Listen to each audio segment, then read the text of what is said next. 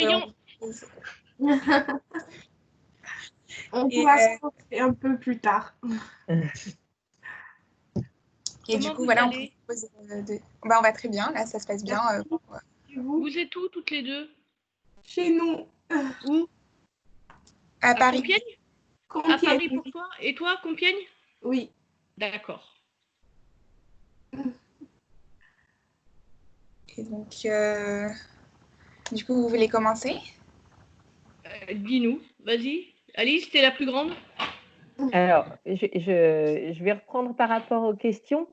Je voulais juste voir parce que les questions, c'était par rapport donc les consultations, que ce soit à l'UTC, mais également en dehors de l'UTC, où j'ai pas trop compris. Si c'était le cas. Non, après, on ne savait pas si vous aviez beaucoup de consultations en dehors aussi, mais en tout cas, c'était les 2 points. D'accord. Alors moi, ça pour l'instant, c'est un petit peu en stand-by parce qu'effectivement, je travaille à l'extérieur de l'UTC, mais en tant que remplaçante, normalement une fois par semaine. Et le médecin que je remplace, en fait, comme tous les médecins actuellement, les médecins généralistes, ils sont à 50% de leur activité. Il y a une grosse baisse d'activité. Donc de ce fait-là, il m'a dit, pour lui, il fait même une journée par semaine tellement c'est calme. Donc il n'a pas besoin de mes services. Comme moi, en plus, au niveau de l'UTC, là, en ce moment, j'étais censée être à 50%, je suis plutôt à 100%. Donc là, non, je ne fais pas de consultation. En revanche, je sais comment se passent ses journées. Ça peut peut-être vous intéresser. Parce que je vois son planning, hein, forcément, parce que j'ai accès à son agenda électronique. Donc, en revanche, même si je n'ai pas eu de consultation à proprement parler, j'ai quand même des patients qui m'ont contacté parce qu'en tant que très mauvais médecin, je laisse mon téléphone portable à certains patients. Et donc, il y en a qui m'ont contacté à plusieurs reprises par rapport au Covid, c'est vrai. D'accord. Voilà. Donc là, si vous voulez, on peut reprendre point par point pour suivre votre plan, pour pas tout mettre dans le bazar, parce qu'on peut être assez bordélique, Dominique et moi. Donc, Moi? je dis peut-être, C'est bien. ouais, toi aussi, avec tes petits post-it de partout. Non, en fait, ce qu'il faut qu'on vous explique, c'est que depuis le début du confinement, donc l'UTC a été fermé. Avec Alice, on a été réquisitionné. Donc Alice, c'est le médecin, moi je suis Dominique l'infirmière, on ne s'est même pas présenté. Ah oui, c'est vrai. Et en fait, on a été réquisitionné par l'Agence régionale de santé pour s'occuper de la santé de tous les étudiants de Compiègne, et non pas que de l'UTC. Donc en fait, on est chacune chez nous, et on contacte les étudiants par mail. D'accord. Voilà l'explication, parce que je pense que vous, c'est surtout ce qui se passe avec les étudiants de l'UTC qui vous intéresse. Bah, ça peut être les deux aussi. Enfin, c'est ça. Pas spécialement. D'accord. Donc là, en fait, on a essayé de contacter donc tous les gens qui nous ont contactés depuis le début du confinement, soit parce qu'ils ont été malades, soit parce qu'il y a eu à un moment donné une épidémie de rougeole, on a eu des cas de varicelle et tout ça. Des gens qu'on ne savait pas bien, on essaye de les contacter avec Alice une fois par semaine pour voir comment ils vont et s'ils ont besoin d'aide, l'aide qu'on peut leur apporter, parce on fait le lien entre le CRUS, entre la psychologue. Alice, tu me dis si je dis des conneries. Ouais, Donc, un peu, mais bon, ça va. donc voilà comment ça se passe. Plus, depuis cette semaine, Alice a contacté tous les doctorants, plus tous les apprentis. Donc ça fait, d'un côté, il y a 250 personnes, de l'autre côté, je crois qu'il y avait pas loin de 150. Ouais. Donc c'est quand même un volume assez énorme de mails qu'on se partage à envoyer chaque semaine. Voilà. Voilà comment on fait. Et la psychologue, je ne sais pas, vous l'avez déjà eue ou pas? Oui. D'accord, bon, bah alors c'est bon, elle vous a expliqué sa partie. Donc c'est bon, je vous laisse continuer. C'est bien. Euh, Alors, oui. Pour les outils, vous utilisez surtout le numérique, donc les mails pour un peu interagir avec vos patients. Vous préférez ça ou face à face? C'est bien ça? Alors, c'est pas tellement qu'on préfère ça, mais là, le but du mail, en fait, c'est de toucher le plus de personnes possible parce qu'on fait parfois des mails individuels, nominatifs. Par exemple, quand on a repéré certains étudiants ou que des enseignants nous ont signalé certains étudiants, et dans ce cas-là, on va les contacter de manière nominative. Et après, sinon, dans ceux qui nous ont contactés depuis le début, où chaque semaine on relance des mails, À ce moment-là, c'est un mail global. Donc, clairement, c'est plus simple de le faire en mailing. En revanche, pour certains étudiants pour qui il y a vraiment des problèmes spécifiques et par mail, on peut être maladroit, l'étudiant peut être pas forcément très à l'aise voilà, pour discuter. Donc, il y a eu plusieurs étudiants, effectivement, ou étudiantes que j'ai eu par téléphone ou par Skype. Ça, c'est ce que je propose là dans les derniers que j'ai recontactés. C'est s'ils le souhaitent, plutôt que de le faire par mail ou franchement, je trouve que c'est difficile.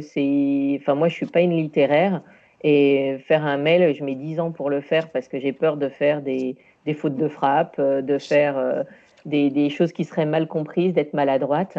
Donc voilà, donc il y en a certains, on fait quand même. C'est pas qu'on préfère le mail, mais c'est qu'aujourd'hui, pour communiquer avec les 300 étudiants qu'on a en ce moment sous le coude, c'est plus simple parce qu'on va pas tous les appeler.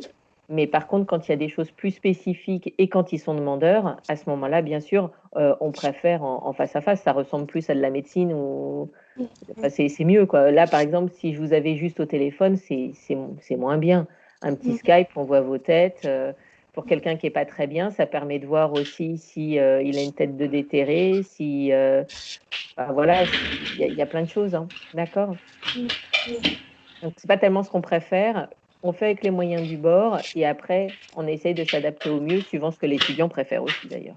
Ça, Et avec les outils informatiques qu'on peut avoir et qui fonctionnent plus ou moins. Voilà, aussi. Ouais, tout à fait. Est-ce que depuis le début du Covid, vous avez eu des entretiens sur place à l'UTC, en face à face? Non. Non, depuis si, oui, avant la fermeture, voilà, au tout début, parce que je crois que ça a fermé le 16, si mes souvenirs sont bons. Le 16 mars, il me semble que vous êtes tous chassés de l'UTC. On a eu des entretiens ou des consultations, pour le coup, au moment de la pseudo-épidémie de rougeole. Et ça se passait en intramuros, à l'intérieur de l'infirmerie, à l'intérieur BF. Oui. Après, on est revenu aussi, je crois que c'était le 18 mars. Voilà, on a été confinés à partir du 12. L'UTC était fermé à partir du 12. Nous, on est revenu le 18 parce qu'en fait, on a fait une vaccination rougeole. Donc là, du coup, il y a des étudiants qu'on a revus à ce moment-là aussi. D'accord. Oui, parce que les vaccins par mail, c'est pas très pratique en fait. Non. Tu mets pas de la bonne volonté. Il y en a qui aimeraient bien, mais ça marche pas, quoi. Du coup, par mail, vous faites un diagnostic, c'est ça? Vous vous échangez sur l'état de la personne et vous lui donnez des conseils. Alors, des conseils, voilà, on ne va pas dire diagnostic, parce que diagnostic, c'est vraiment, en médecine, c'est vraiment un terme médical où on pose le diagnostic, donc on sait quelle maladie il a. C'est-à-dire, le mail permet surtout de nous orienter. Quelqu'un qui nous envoie un mail parce qu'il nous dit tout va bien, bon, c'est super. Il y en a, ça va être plus merci de nous avoir contactés. J'ai quand même des troubles du sommeil. Je suis embêtée parce que je suis dans une fratrie de 5 et c'est le bazar à la maison. Tout le monde prend sur le Wi-Fi et je supporte plus mes parents. Voilà, il y a plein de choses. Donc là, en fonction de ça, effectivement, ça va nous orienter vers on peut orienter vers la psy. Nous, on peut essayer de gérer des choses.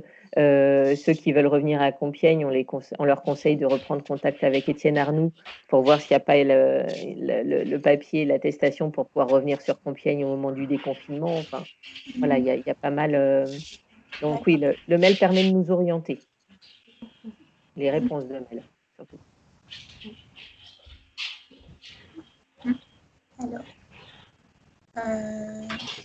Si, au début qu'on a commencé à avoir les gens qui nous contactaient, c'était surtout pour dire j'ai de la fièvre, j'ai de la toux, vers qui je dois me tourner. Ils connaissaient les gens qui étaient sur Compiègne et qui ne sont pas de Compiègne habituellement, c'est savoir vers qui se diriger. Donc nous, on avait les listes des médecins vers qui on pouvait envoyer, savoir s'il fallait plus envoyer sur un médecin que sur l'hôpital. Donc au début, c'est vrai que les 2 premières semaines, on a fait pas mal de tri à ce niveau-là, quoi. Oui, au départ, c'était de la pathologie aiguë. Aujourd'hui, ça reste très anecdotique, hein. Si on en a un toutes les 2 semaines, c'est le maximum.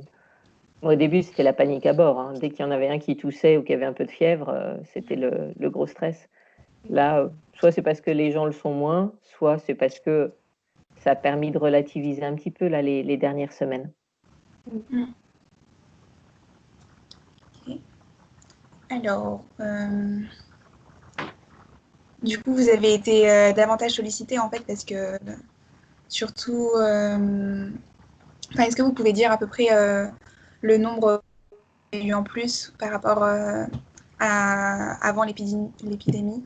Vous avez dit que vous étiez à 100% maintenant sur l'UTC et du coup, ça veut dire que vous avez beaucoup plus de personnes. Alors, c'est pas forcément que j'ai beaucoup plus de personnes, c'est que comme Dominique et moi, on faisait partie du plan de continuité d'activité, le PCA, on se devait d'être disponible. Alors, je pense que si j'avais dû poursuivre mon activité libérale, Dominique, elle est à 100%, donc ça aurait été sans aucun souci. Là, le fait d'être à 100%, c'est comme ça, on est à deux à gérer les mails, on a des réunions en visio, etc. C'est pas forcément qu'on a plus de monde. Après, Dominique, tu me diras si je dis des conneries aussi, mais quand on est sur place, les étudiants, ils passent nous voir parce que un peu pour tout et n'importe quoi. Ça peut être pour une écharde, ça peut être parce qu'ils ont mal au crâne, parce qu'ils ont mal au ventre, etc. Nous, tous ces passages à l'infirmerie, on les a pas. Donc, par rapport à ça, au niveau maladie, on n'a quasiment personne. En revanche, on a pas mal de retours, c'est-à-dire il y a des journées qui peuvent être complètes parce que justement, il y a eu des mails qu'on a fait envoyer par la com à tous les étudiants. Vous êtes censé en avoir reçu également. Tous les étudiants demandant, au tout départ, c'était est-ce que vous avez des maladies chroniques? C'est important de de nous faire remonter l'information parce que dans ce cas-là, vous n'êtes pas obligé d'être présent en cours. Après, l'UTC a fermé, donc c'était voilà. Et après, il y a eu d'autres mailings globaux pour tous les étudiants de l'UTC, juste pour dire on est là, l'assistante sociale est là, la psy est là, etc. etc. Donc, suite à ces mailings, on a eu des étudiants et des étudiantes qui nous ont contactés. Donc, tous les jours, en fait, on reçoit des mails suite aux différents gros mailings qu'on a fait, généraux.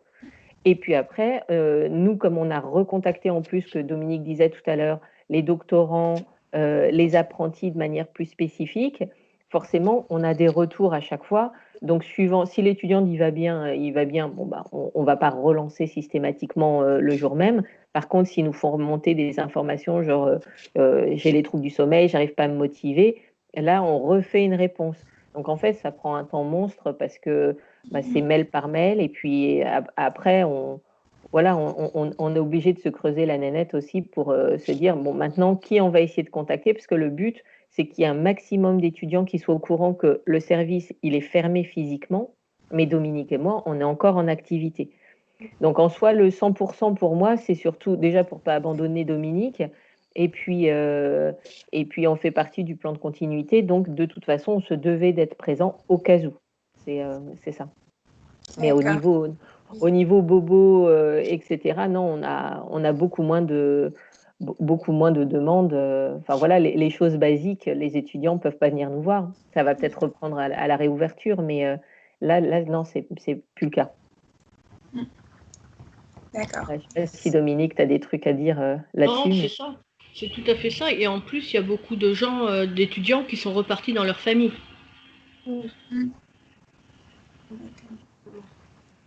Ok. Ok. Alors. Je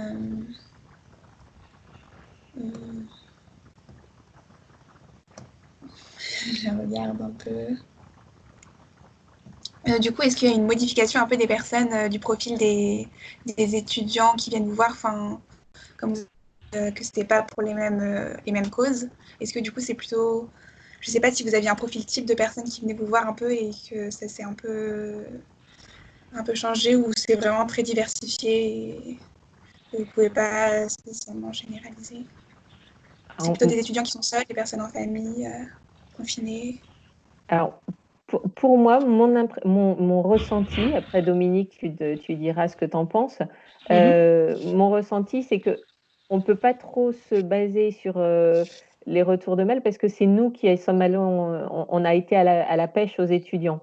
Donc, pour ceux qui nous ont recontactés après, forcément, c'est ceux qui ont des problèmes pédagogiques ou psy ou physiques, etc. Mais on les a sollicités dans ce sens-là. Donc, forcément, ceux qui vont nous contacter, c'est ceux qui ont des soucis.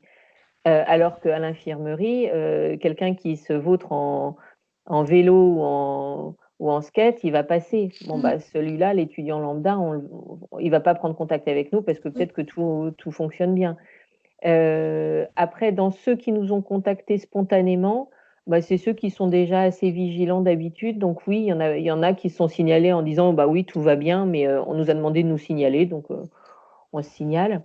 Je pense qu'il y aura forcément un biais de sélection parce qu'après, nous, on les a ciblés, les étudiants qu'on recherche. Donc, ça, dire quand on envoie avec des coordonnées psy, des coordonnées de l'assistance sociale, forcément, ceux qui vont nous contacter, c'est ceux qui ont des difficultés. On en a eu quelques-uns qui nous faisaient plaisir en nous disant c'est super, merci de prendre de nos nouvelles et tout va super bien. Mais c'est pas la majorité. Hein. C'est pas la majorité. Donc, il y a un biais de sélection, à mon avis.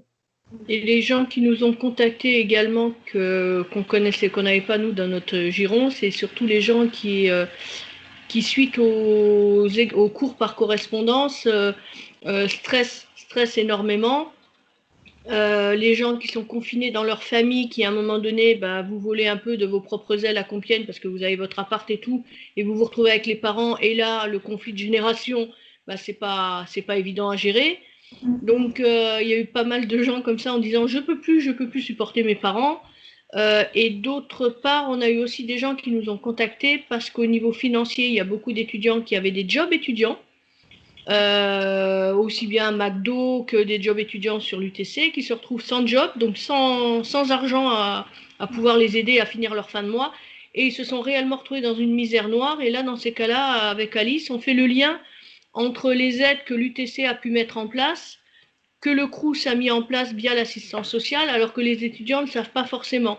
Donc, ils nous envoient un mail en disant je ne sais pas à qui écrire, alors je vous fais part de mes difficultés, je ne sais pas comment faire.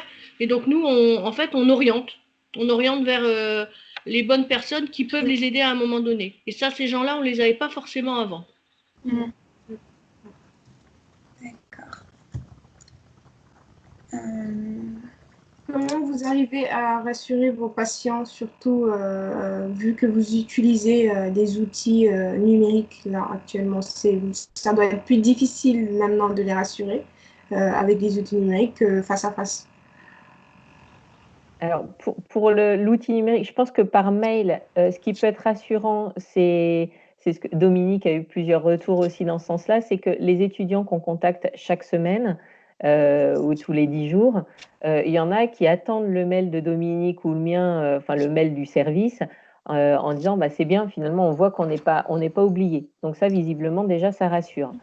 Bon, après, il y en a peut-être qui se disent mon Dieu, mais elles vont nous lâcher quand ces deux-là On a déjà dit tout va bien, ou on a dit ça va pas, et puis ça va continuer comme ça jusqu'à la fin du confinement, mais c'est pas grave. Nous, on continue. Donc, je pense que pour certains, le mail, déjà juste montrer qu'on est là, que l'UTC ne les a pas oubliés et qu'on est disponible, ça peut déjà être rassurant. Après, je pense que le fait qu'on réponde à leurs questions, à leurs interrogations aussi, qu'on leur donne des petites astuces. Dominique, elle avait fait un PPT sur un PowerPoint sur le travail sur écran, sur les choses comme ça. On conseille les étudiants relais santé aussi. Enfin, vous voyez, le fait qu'on donne des astuces, je pense que pour les étudiants, c'est rassurant de voir qu'il y a des solutions.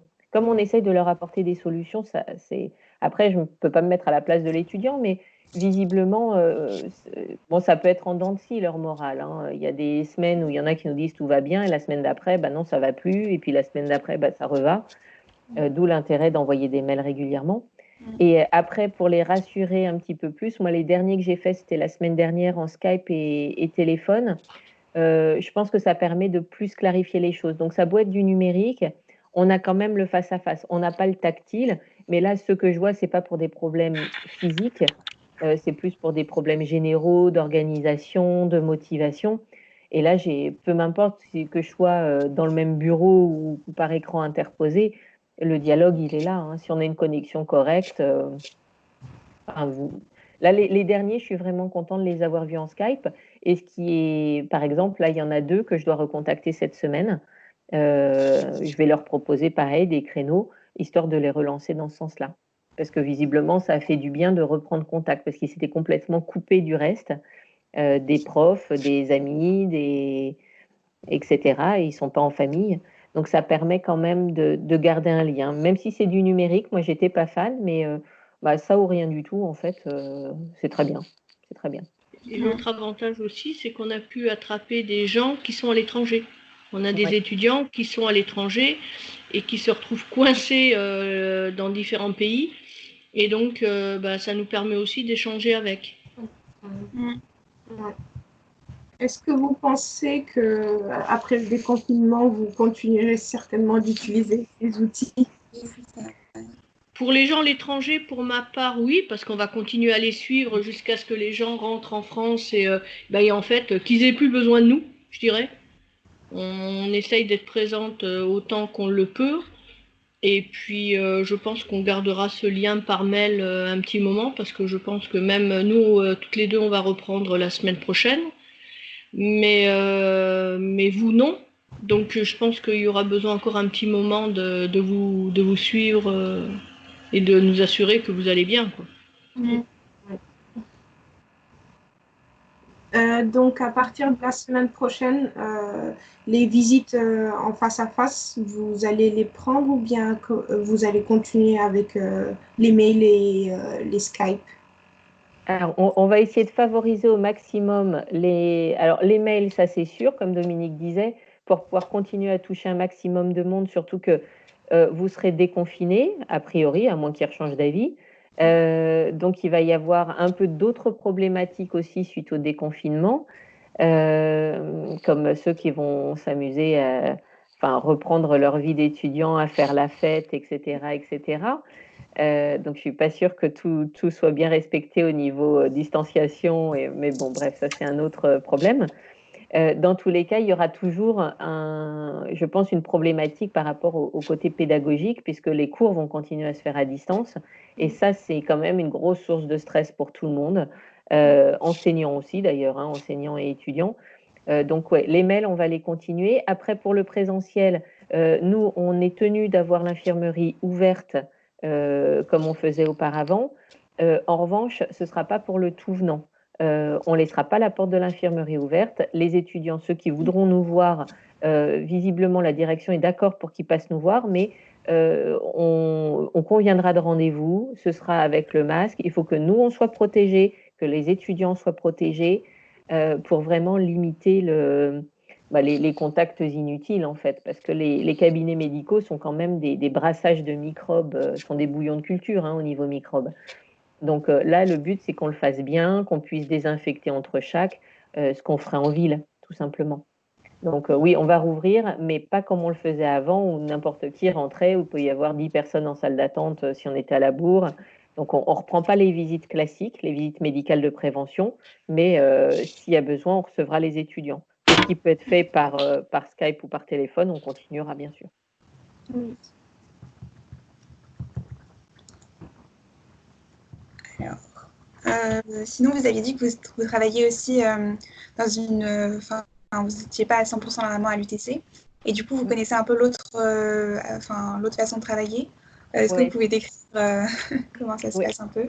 Le médecin que je remplace, il a réaménagé, et comme les 3 médecins du cabinet, en fait, ils sont à 3 dans ce cabinet-là, en fait, ils ont réaménagé leur planning. Alors, eux ne font pas de téléconsultation. Ils sont vraiment pas fans. Pour eux, il faut du contact physique, il faut pouvoir examiner les gens pour ceux qui sont malades. Et je suis assez de leur avis. Moi, là, il n'y a pas de problème physique, donc ça va. Mais palper un ventre à distance, moi, franchement, je ne sais pas faire. C'est un truc comme ça. Il y a des choses, oui, l'interrogatoire, voir la tête et tout ça. Donc, eux, ils ne font pas de téléconsultation, contrairement à un grand nombre de médecins. En revanche, ils ont réaménagé leur timing. Le matin est réservé pour les gens qui sont sains, c'est-à-dire pour tout ce qui est maladie chronique, le renouvellement de traitement, les suivis gynéco, les suivis de bébés, etc. Et l'après-midi, en fin d'après-midi ou en milieu d'après-midi, ils ont gardé ces créneaux-là pour les gens qui sont potentiellement malades, contagieux, avec la consigne, bien entendu, c'est de ne pas rentrer en salle d'attente. En gros, c'est chacun son tour, ou alors en salle d'attente parce qu'ils ont espacé les chaises, mais chacun a le droit à son masque. C'est-à-dire, quand il rentre dans le cabinet, il a un masque sur le nez donné par le médecin. Et donc ça, c'est quand même la grosse différence. Et comme ça, le soir, après ces consultations, ils ventilent tout, ils nettoient tout pour que le lendemain, les gens sains du matin puissent rentrer dans un cabinet correct et pas avec plein de microbes comme on avait au départ où on mélangeait un coup un malade, un coup un pas malade. Enfin, c'était pas gérable. Et donc, les consignes auprès du secrétariat, c'est aussi que les patients disent pour quelles raisons ils viennent, si ils sont malades. Comme ça, ils ont systématiquement un rendez-vous l'après-midi. Donc ça a été un gros changement. Et puis après, bien entendu, l'équipement individuel où le médecin visiblement a des masques pour lui et pour ses patients. Et puis, d'après ce que j'ai compris, là, assez récemment, il met également une surblouse, une le matin et une l'après-midi. Et puis, et pour les soins, par contre, il met des lunettes de protection. Nous, on aura, par exemple, avec Dominique, on aura une visière, on aura des masques également, et éventuellement une surblouse qu'on pourra changer de manière quotidienne. Ça, c'est les protections. Donc, en ville, en tout cas pour le médecin que je remplace, c'est vraiment ça. Il a réorganisé son activité comme ça. D'accord.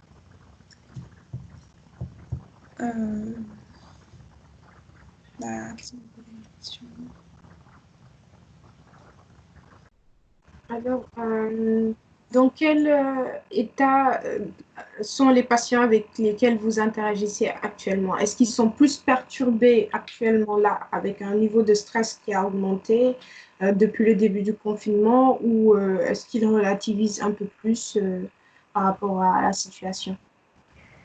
Alors, pour moi, on a vraiment ressenti une grosse différence après l'annonce du président, annonçant que les études supérieures, enfin les facs et tout ça, allaient être fermées définitivement.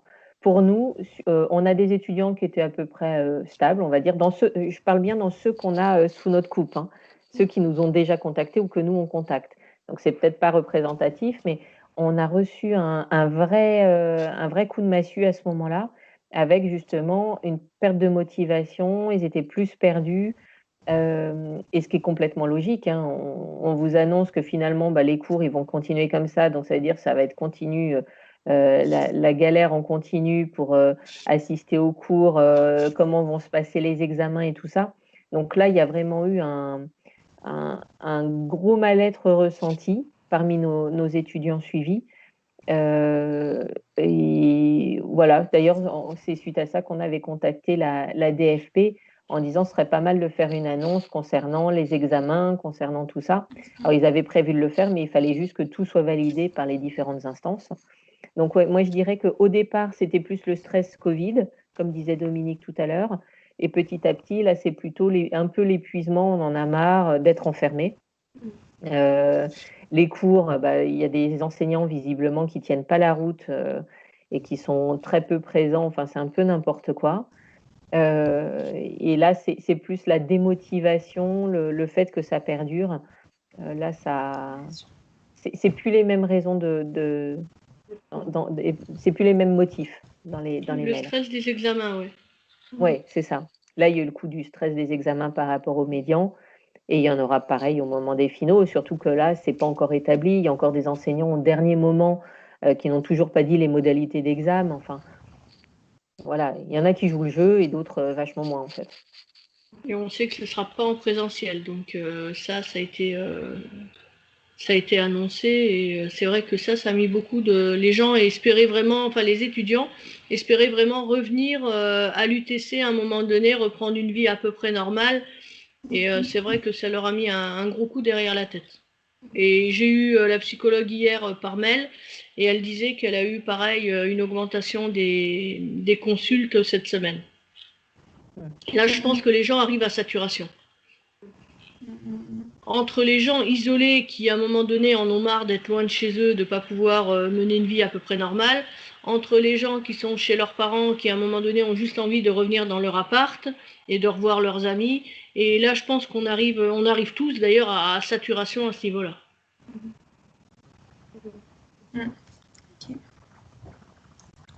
Et vous, dans quel état est-ce que vous êtes lors des interactions? Est-ce que vous êtes stressé, vu que peut-être le stress peut se communiquer entre le patient et le médecin, ou comment est-ce que vous appréhendez un peu vos consultations avec, par Skype surtout, avec les patients? Non, pour moi, je suis vraiment plus à l'aise par Skype que quand j'échange par mail. Ce que je vous disais tout à l'heure, je suis pas une littéraire, moi. Envoyer les mails, il faut que je me prenne la tête pour voir est-ce que c'est correctement bien tourné, est-ce qu'on va pas mal interpréter mes paroles. Ça me stresse. Avant d'envoyer le mail, je me dis, ok, est-ce que je suis pas en train de faire une grosse boulette? Alors que par Skype, honnêtement, c'est comme en consultation, c'est de l'individuel, c'est du personnel. On peut rattraper le coup. On voit la tête de l'étudiant ou l'étudiante en face de nous. On voit s'il est plutôt fermé, s'il rigole, s'il a un sourire, s'il est ouvert. Non, je suis pas stressée pour les Skype. Le seul truc qui me stresse, c'est de savoir si je vais réussir à me connecter. Mais une fois que je suis connectée, voilà, c'est plus les aléas informatiques. Mais non, ça me stresse pas. C'est pas. Non, non, ça va. Ça va. Et pour la prochaine réouverture, comment est-ce que vous appréhendez un peu le fait d'être en contact direct avec les patients? Le contact direct, c'est surtout que j'espère qu'on va réussir à bien goupiller notre organisation, que les étudiants continuent à nous contacter pour qu'on puisse leur dire OK, vous venez, mais à telle heure, etc. J'espère juste que cette nouvelle organisation ne sera pas trop un frein pour qu'on puisse reprendre contact avec les étudiants. C'est plus au niveau organisationnel. Après, je ne sais pas si votre question, c'était est-ce que vous avez peur de voir des gens potentiellement malades? Ouais. Je vais dire, j'ai pas peur. En fait, on est potentiellement des populations à risque, soit, mais après, voilà, moi, a priori, je vais retourner travailler en libéral à partir de la semaine prochaine, d'après ce que j'ai compris. Bon, la peur n'évite pas le danger, hein, on va prendre les précautions, on va y aller. C'est pas que pour moi que j'ai peur, ce serait surtout pour mes enfants et mon mari, où j'ai pas envie de leur amener une saloperie, mais après, voilà, de toute façon, ça fait partie du job déjà. Et puis, je pense que si on prend les précautions normales avec l'équipement de protection individuelle, on aura un masque, on a des gants, on a une visière. Enfin, voilà. Sinon, on sort plus, on reste enfermé chez nous et on n'aurait pas choisi la médecine, le domaine médical avec Dominique, quoi, si on avait peur d'être contaminé par quelque chose. Ça fait partie du job, hein. Je dis pas qu'on sera sereine, on veut pas ramener ça à la maison en fait. Mais honnêtement, je suis pas certaine qu'on voie beaucoup d'étudiants malades. Bon, et puis on verra. Sinon, on est équipé. Voilà. Après, Dominique, je sais pas, toi, ça te. Moi, alors pour répondre à la question moi je préfère les mails par rapport au Skype. Autant j'adore le contact avec les étudiants quand vous venez nous voir à l'infirmerie, autant le Skype, machin et tout ça, moi les outils informatiques ne m'aiment pas en général. Depuis le début, j'en suis à un ordinateur ennemi que je casse. Donc ils m'aiment pas, on s'aime pas et puis voilà. Donc c'est vrai que ça me stresse parce qu'effectivement c'est un coup, il faut bidouiller un quart d'heure avant d'avoir un Skype, enfin bon. Donc ça c'est la première chose. Et puis l'autre chose après pour la peur, ouais la seule peur c'est effectivement ramener une cochonnerie à la maison pour mon conjoint. Maintenant je me dis il n'y a pas plus de risque quand je vais aller faire mes courses et que je mets un masque sur le nez. Donc après, effectivement, à nous de mettre tout en œuvre pour qu'on mette le maximum de protection pour qu'il nous arrive rien. Donc on sait qu'on est quand même protégé, on a des masques à l'infirmerie, on a ce qu'il faut pour nous équiper parce qu'on avait prévu le coup avant quand ça a commencé. Après, à nous de faire attention aussi, quoi. D'accord. En tout cas, on refusera personne parce qu'on a peur de quoi que ce soit. Mais on mettra des mesures et c'est ce que disait Alice, on laissera l'infirmerie fermée, les gens sonneront pour qu'on ait le temps de leur mettre... Tu peux pas. Salut toi. De leur mettre un masque et de pouvoir travailler sereinement. Ça, c'est notre future étudiante. Et tu m'as pris mon doudou. T'as piqué le doudou de Dominique, là, tu. Allez, va là-bas, je t'ai préparé tes tartines. À tout à l'heure. Moi, tu m'as pas préparé mes tartines. Non, je t'ai pas préparé tes tartines. Ah bien. Vous voyez comment elle n'est pas gentille avec moi? Non, et puis l'avantage aussi, c'est qu'à l'infirmerie, on a 2 bureaux, on n'est pas dans le même bureau. Donc même au niveau distanciation et tout ça, on est quand même pas mal. Quand les étudiants, on les reçoit dans nos bureaux, on a de la place. Donc on n'est pas collés les uns sur les autres, donc il n'y a pas de souci. Et puis quand il y a des soins à faire, on les fera de la même manière qu'on les a fait au début, et voilà, en mettant effectivement une protection pour les gens et pour nous. D'accord. Vous, comment vous vivez le confinement? Toutes les deux? Là, je trouve que ça commence à être un peu long. C'est vrai que moi aussi, quand on a annoncé que les cours n'allaient pas reprendre, c'était un peu... c'était pas super parce qu'il faut continuer les cours en visio jusqu'à juin. Après, déjà, le fait qu'au moins le 11 mai, on soit déconfiné, on pourra sortir un peu plus, donc ça, c'est bien. Et puis sinon, là, je suis avec mes parents et ça se passe bien en famille, donc ça va quand même. Tu as une bonne connexion? Ça va. Quand je mets la vidéo, parfois c'est un peu moins bien, du coup parfois je mets pas la vidéo, mais sinon j'arrive à suivre bien les cours. D'accord. Et toi? C'est la même chose. Après qu'on nous ait annoncé qu'on ne va pas retourner à l'UTC, c'était quand même un choc.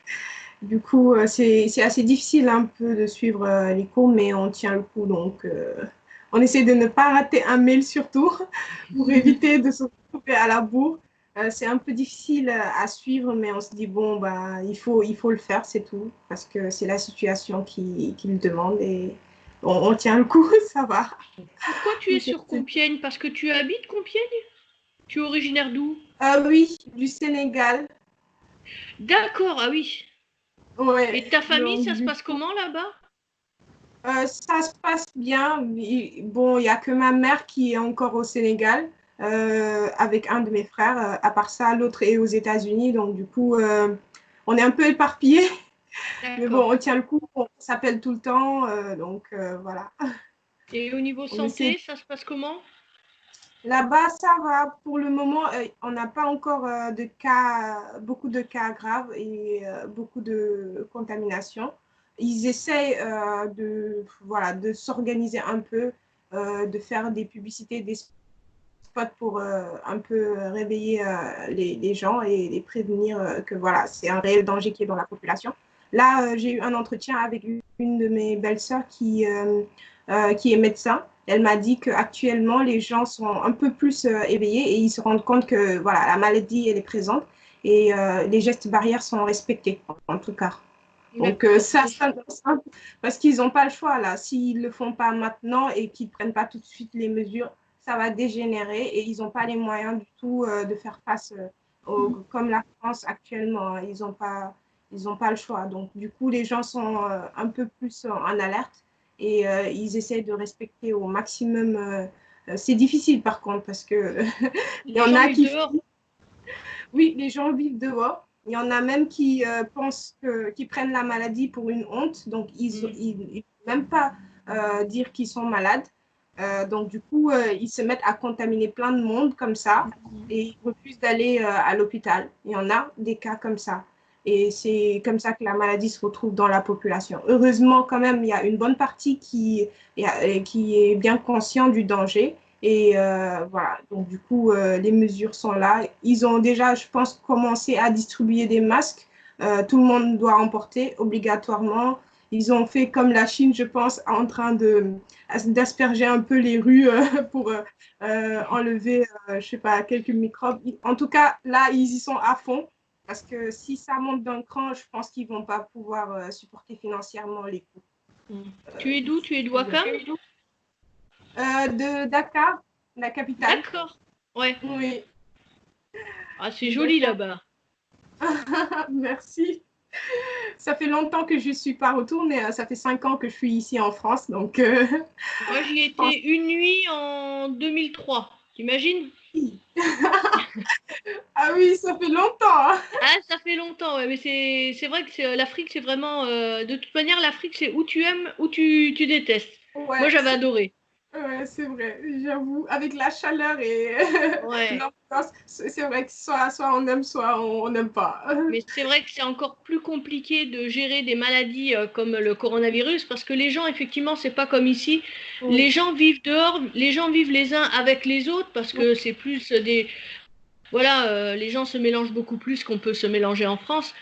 Et la maladie, donc, circule beaucoup plus. Et puis après, on n'a pas le même système de santé. Et là, c'est compliqué. C'est vrai, effectivement. Il y a beaucoup de monde dans une famille. Ce sont des grandes familles. Donc, du coup, surtout pour les médecins, ils ont vraiment peur. Par exemple, ma belle-sœur, elle a vraiment peur quand elle rentre chez elle parce qu'il y a sa grand-mère aussi qui vit avec elle, sa mère, et ce sont des personnes âgées qui sont plus sensibles à la maladie. Donc, du coup, voilà, elle est un peu effrayée quand même. Donc, vu qu'ils vivent en groupe, on est de grandes familles, d'importantes familles. Du coup, ça inquiète un peu. Ça inquiète un peu, c'est vrai. Ouais. Donc, la prochaine question, c'était de décrire une action typique que vous avez eu à vivre avec les étudiants. J'ai pas entendu, moi. Un exemple d'interaction que vous avez eu, une anecdote qui vous a marqué peut-être durant cette période de confinement. Les étudiants qui sont arrivés plein de boutons. Pourquoi pas, oui. En disant, je sais pas, je me suis réveillée un matin, j'avais un bouton et là, depuis la fin de matinée, j'ai des boutons partout, je sais pas ce que c'est. Et la personne est arrivée comme ça dans nos bureaux, sans masque, sans rien, sans protection. Ah oui. Ouais. Ça a été pour ma part. Ouais. À ce moment-là, on ne savait pas encore qu'il y avait une potentielle épidémie de rougeole. Et là, on s'est demandé avec le médecin en disant et toi, est-ce que tu es vacciné contre la rougeole? Et moi, est-ce que je suis... Donc la première chose qu'on a fait en rentrant chez nous, c'est de vérifier nos carnets de santé. Ouais, effectivement. On risque d'attraper la rougeole. C'est ça. Non, ça va, on est protégés toutes les deux, c'est bon. Non, après en anecdote, il y a pas, en fait non, il n'y a pas de choses très drôles. Autant le restant de l'année, il y a des choses qui sont plutôt drôles. Là, on est plutôt dans du sérieux quand même. À part des mails d'étudiants qui vont bien, où là j'ai été surpris parmi les doctorants, où d'habitude c'est bonjour docteur ou bonjour madame. Là c'est bonjour Alice, bah ça va, tout roule. Ok, bon bah ça a la cool, hein, mais c'est bien, c'est bien. Ils ont pris le temps de répondre. Moi c'est tout ce que je demande. Hein. Je suis pas, enfin si avec Dominique j'aime bien quand elle m'appelle docteur, mais sinon ça va. D'ailleurs je suis obligée d'être enfermée dans mon bureau. C'est terrible. Non, sinon au début que la crise a commencé, on était donc on a été mis dans la cellule de crise de la direction et on avait des réunions toutes les semaines. Et toutes les semaines, on arrivait. Alors un coup, c'était, on avait tant de patients, parce qu'on peut pas donner le nom, mais on disait voilà, on a tant de patients qui ont été déclarés Covid ou qui ont une suspicion. La semaine d'après, on arrive et nous disait bon, la médecine, ça va, rien de neuf. Ben si, on a des cas de rougeole. La troisième semaine, c'est bonjour. Ben de nouveau, on a des cas de varicelle. Enfin, la direction devenait fou, quoi. Le directeur devenait fou. Il dit mais vous le faites exprès, quoi. Donc voilà. Voilà, et je disais, non, on ne le fait pas exprès, mais on peut vous sortir une maladie par semaine, ça, c'est jouable aussi de notre côté. Ouais. Voilà, ça, c'est nous.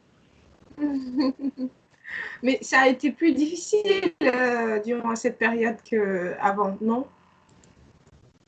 Disons qu'on aime le contact, donc c'est vrai que c'est un peu compliqué quand même. C'est un peu frustrant, je dirais, de ne pas avoir de vis-à-vis avec les étudiants ou le personnel, parce que parfois le personnel va pas bien, ils venaient nous voir. Et là, c'est vrai que tout se faire par mail ou par téléphone, c'est vrai que c'est un peu frustrant quand même.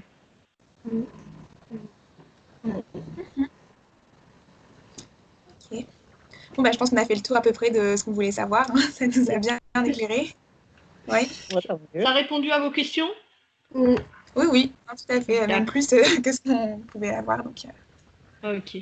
Bon, tant mieux, tant mieux. Et ça, C'est c'est beaucoup. un projet que vous devez rendre, un truc que vous devez rédiger?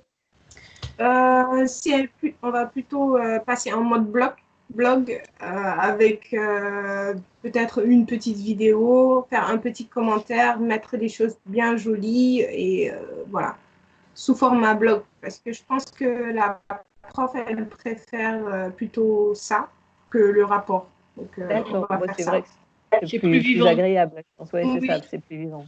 oui. Mm. Ah, c'est Et bien. on avait un projet interactif. Bon, on va pas pouvoir le mettre en place, mais il suffit juste de l'imaginer. C'était d'imaginer un forum où les médecins et les patients pourraient échanger, mais plutôt sur le côté émotionnel. Comment est-ce qu'ils vivent la situation comme ça. Chacun peut se mettre à la place de l'autre et essayer de voir comment aider l'autre. Donc, c'était notre projet imaginaire qu'on voulait mettre en place. Un forum où voilà, les mecs plus interagir émotionnellement et pas vraiment dans les protocoles ou dans le respect voilà, des règles. D'accord. Oui. Je ne sais pas ce que vous en pensez parce qu'on se disait que la communication, elle était quand même importante pour aider le médecin à faire son travail correctement et rassurer le patient d'un autre côté. Donc, du coup, on s'était dit qu'on allait se baser sur ça, faire un truc imaginaire. Et pourquoi pas le réaliser après le confinement parce que c'est toujours important, en fait, de pouvoir communiquer. Et voilà, je ne sais pas. Après, c'est toujours intéressant de pouvoir communiquer, mais on marche sur des œufs avec le côté secret médical aussi. Et personnellement, moi, je sais que si je communique avec quelqu'un, j'aime bien savoir avec qui je communique, surtout si on repère, par exemple, qu'il y a quelqu'un qui est vraiment pas bien, d'avoir la possibilité de le recontacter, qui est quand même un suivi. Enfin, moi, en tout cas, c'est mon point de vue. Après, il y en a qui font ça sur les téléphones SOS machin, SOS bidule. Moi, personnellement, je ne me sentirais pas à l'aise de ne pas avoir la possibilité d'assurer un suivi ou de relâcher dans la nature quelqu'un alors que j'ai perçu que peut-être il n'était pas bien. Moi, ça me stresserait qu'il n'y ait pas d'identification possible, par exemple. Mais bon, après, ça, c'est mon point de vue perso. Après, qu'il y ait des lieux d'échange, c'est hyper important. On le ressent même en dehors de la période actuelle qui est génératrice de stress, etc. Hein. Des lieux d'écoute, de discussion, etc. Enfin voilà, dans n'importe quelle phase, on a des étudiants ou moi en ville, des patients qui viennent nous voir prétextant un petit bobo, un machin, et en fait c'est aussi et surtout parce qu'il y a un besoin de parler, de partager, et ça fait partie du job aussi, ça. Hein. Oui. C'est très bien, c'est très bien. Bon, on va ajouter ces points pour essayer de voir comment est-ce qu'on peut les améliorer. Comme ça, on pourra le présenter au prof pour le projet. Voilà. En tout cas, merci beaucoup pour avoir donné votre temps pour oui, Je vous en prie. nous Je vous en aider. prie. C'est très par gentil. contre, on voulait juste savoir si vous étiez d'accord pour qu'on enregistre, parce que là, en fait, on a enregistré le.